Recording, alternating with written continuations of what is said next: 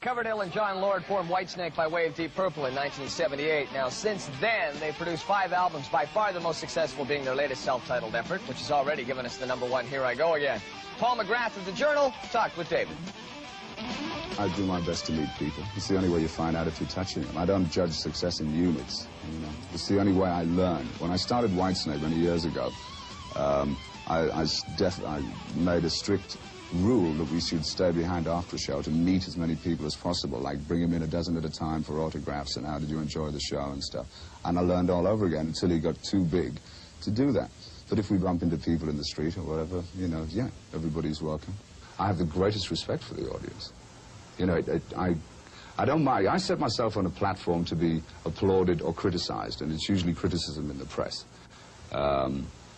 But, you know, the biggest thing that I abhor is when the press is ignorant about the audience, how easily sold they are and stuff, because I have the greatest respect for them, and very little for most of the critics, having met most of them.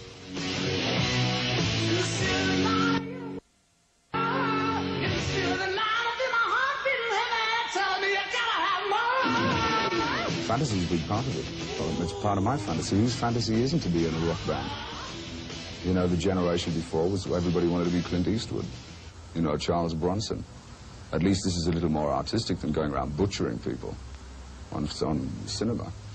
You know, this is an instrument. It's people learning to play. I mean, the Beatles apparently were an indication of 3/4 of the world picking up an instrument. I mean, that was enough to make them immortal in my book.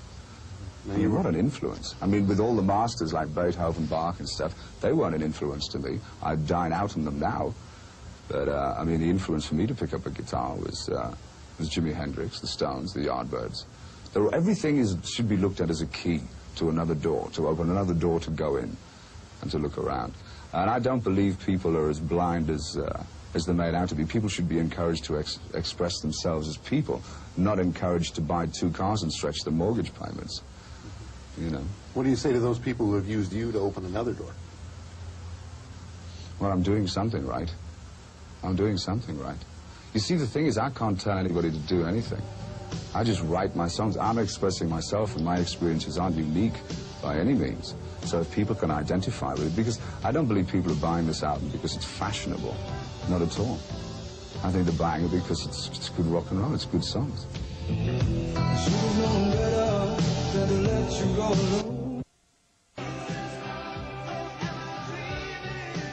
I think a lot of kids do come here looking perhaps to find some sense of, some idea of a direction, a place to go. What do you offer them? I offer them therapy, the same as they give me. It's a release. If whatever people can get out of a piece of art or work, creative work, it's up to them. I'm not going to tell people what to look for. I left art college because I got tired of spending 3 weeks to a month, if not 3 months, on a painting. And have people say, well, it looks very nice, David, but, you know, what are you trying to say?